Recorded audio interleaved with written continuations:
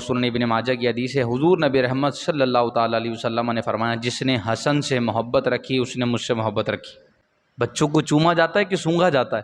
حضور سونگا کرتے تھے، اور جب یہ دونوں لخت جگر آتے تو خطبہ چھٹ جایا کرتا تھا۔ کہ امام جوان بھی ہو وہ دونوں خطبوں کے درمیان بیٹھتا ضرور ہے، کیوں؟ اس کو کیلشیم کی کمی ہے، وہ پانی کم پی کر آیا تھا گھر سے، اس کو بھوک لگ رہی تھی یا چکر آ رہے تھے، اس کا بی پی لو ہو رہا تھا، وہ جو دو خطبوں کے درمیان بیٹھ رہا ہے، اتنا تو لمبا بھی خطبہ نہیں ہوتا کہ اس کو بیٹھنا پڑ رہا ہے، کیوں؟ کوئی جناب امام حسن اور امام حسین کی شان کو تسلیم کرے یا نہ کرے، لیکن جب وہ ممبر پر دونوں خطبوں کے درمیان بیٹھے گا، اس کا یہ بیٹھنا چیخ چیخ کر دونوں شہزادوں کی شان بیان کرے گا۔ علماء یہ کہتے ہیں کہ حضور جانے جانا صلی اللہ تعالیٰ علیہ وسلم خطبہ ارشاد فرما رہے تھے، امام حسن اور امام حسین آئے، حضور نے خطبہ چھوڑ دیا اور دونوں شہزادوں کو اپنی گود میں لیا، ایک کو دائیں جانب بٹھایا، ایک کو بائیں جانب بٹھایا، اور دونوں کو بٹھا کر فرمایا یہ حسن ہے، یہ حسین ہے، یہ دونوں جنتی نوجوانوں کے سردار ہیں۔ پھر حضور نے اگلا خطبہ اسٹارٹ کیا، فرمایا ان دونوں شہزادوں کی وجہ سے حضور علیہ الصلوۃ والسلام نے دونوں خطبوں کے درمیان وقفہ فرمایا، قیامت تک آنے والے لوگوں کے لیے اب یہ سنت بن گئی کہ وہ دونوں خطبوں کے درمیان بیٹھا کریں گے۔ دیکھو بارش کا قطرہ سانپ کے منہ میں بھی جاتا ہے، اور بارش کا قطرہ سپی میں بھی گرتا ہے، سپی میں گرے تو موتی بن جاتا ہے، سانپ کے منہ میں گرے تو زہر بن جاتا ہے۔ یہ اپنے اپنے ظرف کی بات ہے، کون کیا سمجھ رہا ہے۔ اور ان دونوں کے والدین بروز قیامت بھی میرے ساتھ ہوں گے اور جنت بھی یہ میرے ساتھ ہوں گے۔ منت کی دو قسمیں ہیں، ایک منت معلق ہوگی، ایک منت غیر معلق ہوگی، اور ایک منت شرعی ہوتی ہے، ایک منت عرفی ہوتی ہے۔ منت شرعی یہ کیسی منت ہوگی؟ اگر میرا فلاں کام ہو جاتا ہے تو میں روزہ رکھوں گا، میرا اگر کام ہو گیا تو میں جناب دیگ لگاؤں گا، غربا میں بانٹوں گا۔ یہ منت شرعی کے حکم میں آئے گی۔ منت عرفی، میرا اگر یہ کام ہو جاتا ہے مزار پر چادر چڑھاؤں گا، میرا اگر فلاں کام ہو جاتا ہے تو میں تعزیے پر میوے چڑھاؤں گا، میرا اگر فلاں کام ہو جاتا ہے تو میں پورے 10 سال تلک جناب امام حسین کا فقیر بناؤں گا، میرا بچہ زندہ رہتا ہے تو میں جناب اگلے 12 سال تلک جو ہے وہ پوریاں بناؤں گا۔ تو یہ منت عرفی ہے، اور اس میں علماء فرماتے ہیں کہ بعض اوقات منت پوری کرنا واجب ہوتا ہے اور بعض اوقات منت پوری نہ کرنا واجب ہوتا ہے۔ منت معلق اور غیر معلق، منت وہ مانگی جائے جو پوری ہو رہی ہو۔ اب آپ نے منت ایسی مانگی کہ اگر جناب میری طبیعت ٹھیک ہو گئی نا تو میں فلاں کی طبیعت پوچھنے جاؤں گا، تو یہ منت نہیں ہو سکتی، کیونکہ حقوق المسلمین میں سے کہ حضور جانے جانا ارشاد فرمایا کہ ایک مسلمان کا دوسرے مسلمان پر حق ہے کہ اگر کوئی دوسرا مسلمان بیمار ہو رہا ہے تو اس کی عیادت کو جائے، تو یہ منت آپ نہیں مانگ سکتے کہ میں ٹھیک ہو گیا تو میں دوسرے کی طبیعت پوچھنے جاؤں گا، یا اللہ مجھے ٹھیک کر دے میں مسجد میں جاؤں گا، مسجد میں تو ویسے ہی جانا ہے، یہ تو رب کا 5 ٹائم حکم ہے کہ میرے گھر میں آؤ، تو یہ بھی منت آپ نہیں مانگ سکتے۔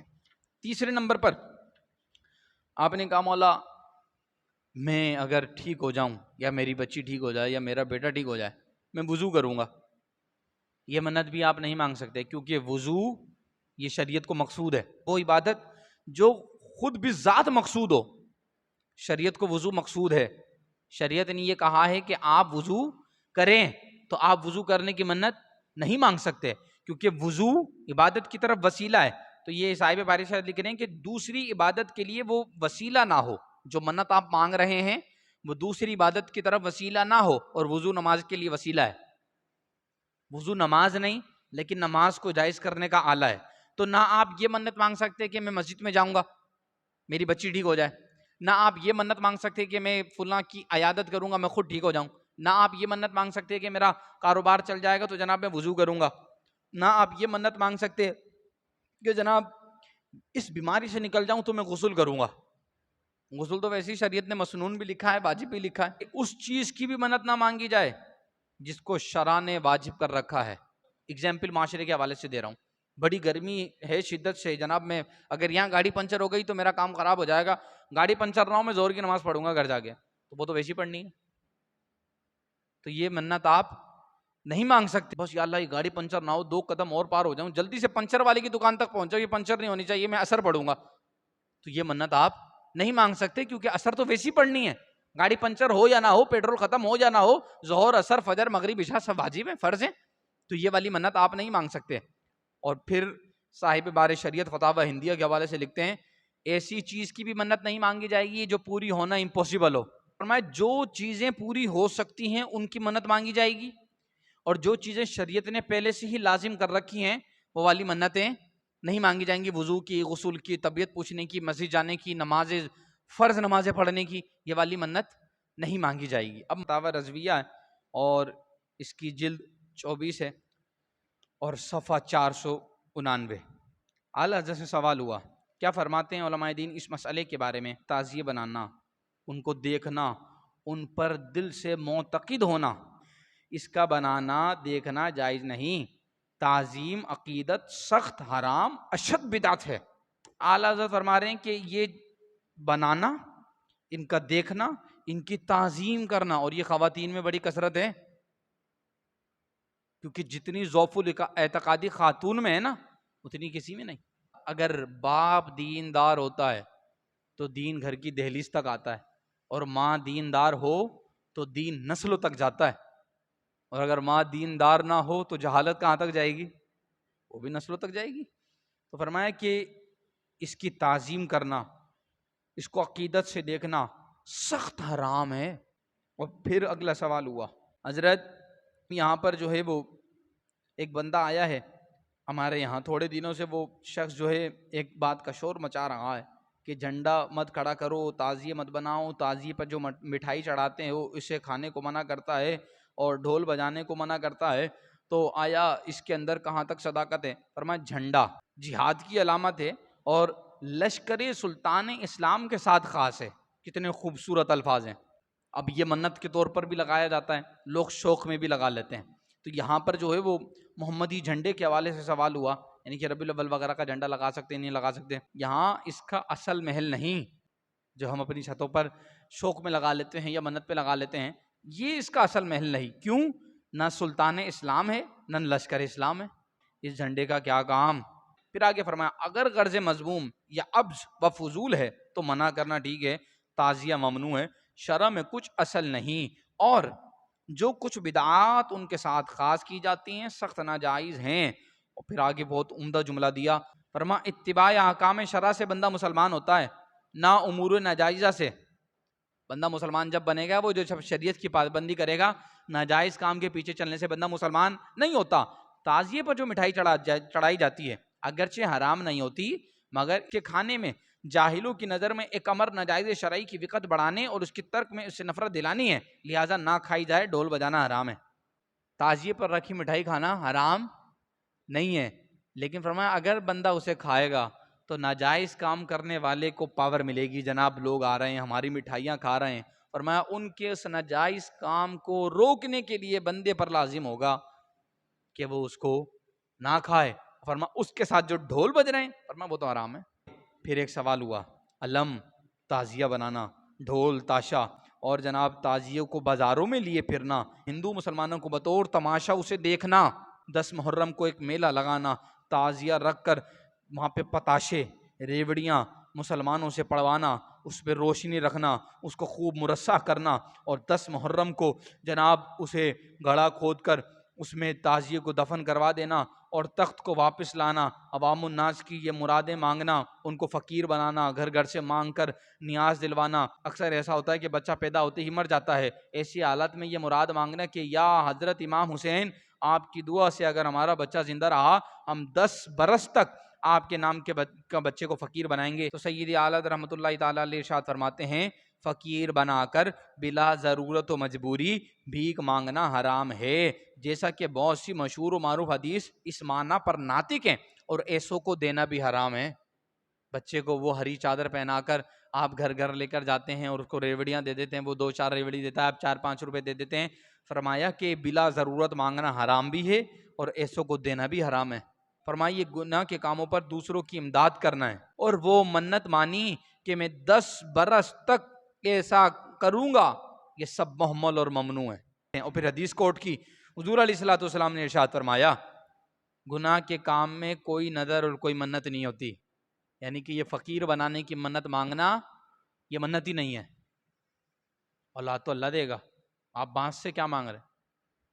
اولاد تو اللہ دے گا. لوگ ایسے ہاتھ باندھ کر سر جھکا کر بیٹھ جاتے ہیں کہ بس یہ تعزیے سے ہی ملے گا جو کچھ ملے گا. یہی ہمارا معاذ اللہ جو ہے حقیقی کارساز ہے، اسی نے تو دینا ہے.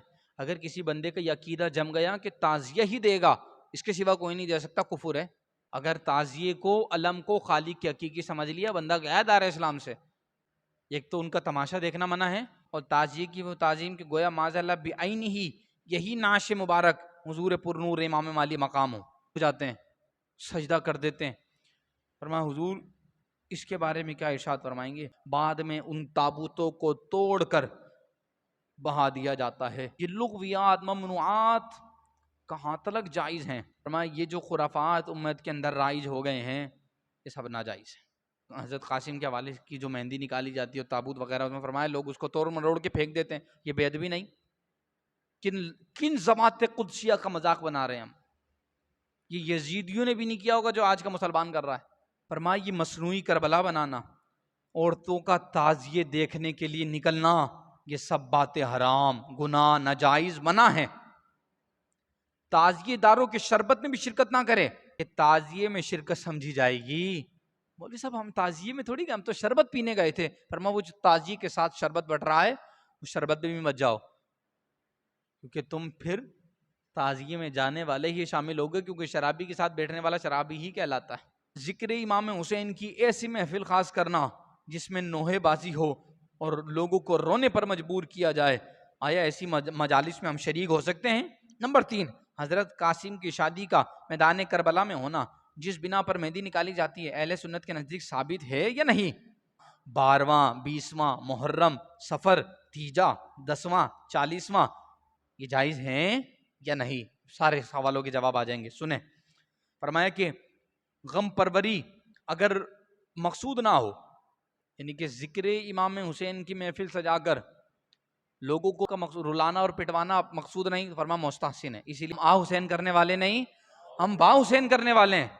تو اگر مقصد یہ ہوگا کہ رونا پیٹنا کروایا جائے، فرمایا جائز نہیں. اور اگر غم پروری مقصود نہیں تو مستحسن ہے. حضرت اسماعیل کی ایڑیاں رگڑنے سے پانی نکل رہا تھا تو جناب علی اصغر کے ریڑیاں رگڑنے سے بھی پانی آ جاتا، لیکن انہوں نے، ان نفوس قدسیہ نے اس بچے کو زمین پر نہیں رکھا تاکہ یزید کے پاس کوئی حجت ہی نہ بچے. یزید پوری امت کے سامنے ذلیل اور رسوا ہو، اس کا اصلی چہرہ سامنے آئے کہ ہم نے پانی طلب نہیں کیا، اگر ہم اپنے بچے کو زمین پر رکھ دیتے تو اس کی ایڑیوں سے بھی پانی آ جاتا. بچہ زمین پہ نہیں رکھا گیا. جب حضرت موسیٰ کے لیے آ رہا ہے، حضرت اسماعیل کے آ رہا ہے، ایوب علیہ السلام کے لیے بارش برس گئی، ان کے لیے بارش نہیں برس سکتی تھی. فرمایا جن مجالسوں کے اندر مرثیاں پڑھی جاتی ہیں وہاں جانا حرام ہے. اہل سنت کے بندوں کو ایسی مجالس میں شرکت کرنا حرام ہے. ہم تو شوق میں جاتے ہیں، او بھائی فلاں سرور آ رہا ہے، لوگ مرثیاں پڑھنے والوں کو شوق سے سنتے ہیں. فرمایا نہ یہ شادی ثابت ہے نہ یہ مہندی ثابت ہے. عورتوں کا تعزیوں کو دیکھنے جانا یہ سب باتیں حرام، گناہ، ناجائز ہے. اور پھر آگے فرمایا کہ یہ جو شیرنی شربت جس پر ہو تعزیے پر رکھ کر اس کے سامنے ہونا یہ جہالت ہے، اور اس پر چڑھانے کے سبب اس کو تبرک سمجھنا یہ اور بھی بڑی جہالت ہے. ایک تو تعزیے پہ رکھ کر فاتحہ پڑھنا یہ بھی جہالت، اور اس کو تبرک سمجھنا یہ اس سے بڑی جہالت ہے. تعزیہ جس طرح رائج ہے یہ بدعت شنیعہ بن گئی ہے، اور یہ مجمع بدعات بن گیا ہے کہ اس کے اندر طرح طرح کی بدعتیں آ گئی ہیں. تعزیہ بنانا، نکالنا، ڈھول نکارے بجانا، قبر کی صورت بنا کر جنازے کی طرح نکالنا، اس پر پھول وغیرہ چڑھانا یہ سب ناجائز ہے. حضرت قاسم کی مہندی کا تذکرہ کیا جاتا ہے تو اس کا حقیقت سے تعلق نہیں ہے. وہاں پر دین کی بقا کے لیے وہ ہستیاں گئی تھی، نہ کہ شادیاں کرنے کے لیے. تو کچھ عقل کے ناخن لوگوں کو لینے چاہیے اس طرح کی روایت بیان کرنے سے پہلے. فرمایا سویم 10واں 40واں اصال ثواب ہیں. اصال ثواب مستحب ہے. اعلیٰ حضرت سے سوال ہوا کہ حضرت قاسم کا جو نکاح مشہور ہے اس کی وضاحت آپ ارشاد فرما دیں. تو اعلیٰ حضرت رحمۃ اللہ تعالی علیہ نے ارشاد فرمایا کہ اس کا کوئی ثبوت نہیں ہے. فرمایا حدیث میں ارشاد ہے من حسن اسلام المرء ترکہ ما لا یعنیہ، بندے کے اسلام کا حسن یہ ہے وہ ہر بے مقصد اور لا یعنی باتوں کو چھوڑ دے، جس میں اس کا کوئی دین اور دنیا کا فائدہ نہیں ہے اس کو چھوڑ دے. اب تعزیہ بنانے میں ہمیں کون سی جنت مل رہی ہے؟ 40,000 روپے کا چاندی کا تاج تعزیے پہ چڑھایا، گھر میں کھانے کے لیے نہیں ہے. 40,000 روپے کا چاندی کا تاج تعزیے پہ چڑھ گیا. کس قدر ذوف الاعتقادی ہے. اور پھر ڈھول ڈمکے کے ساتھ جانا، اے تعزیہ کرم فرما، لوگ سر جھکا کر بیٹھے ہوتے ہیں. اس جہالت کو ختم کریں. آپ کی جہاں تک چل سکتی ہے وہاں تک تو چلائیں. تو آپ جہاں احتجاج کر سکتے ہیں وہاں تو کریں. اپنی بیوی کو روکیں, اپنے بچوں کو روکیں. یہ کیا گلے میں اور ہاتھوں میں ڈوریاں, ہاتھوں میں چھلے. مزار پر جاتے ہیں نا, وہاں پر مصلی نظر نہیں آتا, وہاں تسبیح نظر نہیں آتی, وہاں پہ چھلا نظر آئے گا, وہاں پہ ڈوری نظر آئے گی. چھلا یہ مدار سے لائیں. بھائی بابا نے دیا تھا, وہاں کے مجاور نے دیا تھا؟ نہیں. کہاں سے لیا؟ وہ اسٹول لگا ہوا تھا, 10 روپے کے 4 مل لیتے, اسی لیے 4 انگلی کے لیے لے لیے. جائز ہی نہیں ہے. ڈوری لے لی, یا علی مدد یا وارث, کیا ہوگا؟ مدد ہوگی, اور اسی کو پہن کے باتھ روم میں جا رہے ہیں. بتائیں, لاکٹ بھی کبھی مدد کرنے لگے, بانس کے ڈنڈوں نے بھی کبھی مدد کی ہے؟ مسلمان ہو کر ہمارے ایمان اتنے کمزور ہیں. اللہ سے نہیں مانگا جا رہا. اب لوگوں کے پاس کھانے کے لیے نہیں ہوگا, تعزیہ بنانے کے لیے ہوگا. اور پھر اس تعزیے کا جو جنازہ نکالا جاتا ہے, تروڑ مروڑ کر اس کو پانی میں ٹھنڈا کیا جاتا ہے. صاحب بڑے فخر سے بتا رہے تھے, ہم نے تو یہ لاکھ کے تیار کیے ہیں, لاکھ کا تعزیہ بنا کر اسے پانی میں ڈال دینا, یہ پیسوں کا اسراف نہیں ہے؟ Tell me. اور اس کے اندر آپ کے جتنے ہزاروں روپے کے میوے ہوتے ہیں نا, وہ کیا امام حسین کی بارگاہ میں جا رہے ہیں؟ وہ چرسی شرابیوں کے اتنے بڑے پیٹ میں جاتے ہیں. کوئی 500 چڑھا رہا ہے, کوئی 1000 چڑھا رہا ہے, قبلہ کے لیے چرس کا اہتمام ہم کرتے ہیں. ان کی شکلیں دیکھیں تعزیہ بنانے والوں کی, کہاں سے آپ کو وہ نمازی لگتے ہیں؟ اگر وہ گھر میں بھی پڑھتا ہوگا تو تھوڑا سا تو نور ہوگا. نماز کا نور نہیں ہے, نماز تو پوری کی پوری نور ہے. نہیں, ہم گھر پہ پڑھ لیتے ہیں, تو نور تو ہو, تھوڑا سا ہو. بندے کی شکل دیکھنے کے بعد دوبارہ اس کی طرف منہ کرنے کا دل نہیں کرتا. 500 روپے چڑھا کر آ گئے, 1000 روپے چڑھا کر آ گئے, 2000 روپے چڑھا کر آ گئے, بادام پستے. ابے بھائی, اپنے بچوں کو کھلا لو. نہیں, کہ اپنے بچوں کو بادام پستے کھلا لو. تعزیے پہ چڑھا رہے ہیں, مرغوں کو کھلا رہے ہیں, کتوں کو کھلا رہے ہیں, چرسیوں کو پیسے دے رہے ہیں, اور اپنا بچہ بےچارہ تڑپ تڑپ کے 10 روپے مانگتا ہے. چل جاؤ بدتمیز, تم پیسے مانگنے کے لیے دے گئے ہو, خود کماؤ. ایسا نہ کریں. امام حسین کے جو فقیر بنایا جا رہا ہے, اس کی بھی شرعی کوئی حیثیت نہیں. اگر کوئی آ رہا ہے, آپ دے رہے ہیں, تو آپ گناہگار ہوں گے. قرآن نے اصحاب صفا کی شان بیان کی ہے, لا یسألون الناس الحافا. یہ لوگ گڑ گڑا کر سوال نہیں کرتے, یعنی کہ کچھ بھی ہو جائے, یہ جو اصحاب صفا ہیں یہ لوگوں سے سوال نہیں کرتے. رضو جانے جانے فرمایا, جو بلا وجہ شرعی سوال کرے گا قیامت کے دن وہ اس حال میں آئے گا, اس کے چہرے پر گوشت نہیں ہوگا. تو یہ بلا وجہ سوال ہے. اس منت کو پورا کرنا بھی بندے پر ضروری نہیں ہے, وہ پورا کرے گا تو گناہگار ہوگا. یہ ڈھول تاشوں کی اور تعزیے کی منت مانگنا یہ بھی جائز نہیں ہے, اگر ان کو بھی وہ پورا کرے گا تو گناہگار ہوگا. لہٰذا ان خرافات سے نکلا جائے. یہ تمام کی تمام اختراع ہیں, حقیقت پر مبنی کوئی بھی چیز نہیں ہے. یہ فتاوی رضویہ نے بتا دیا.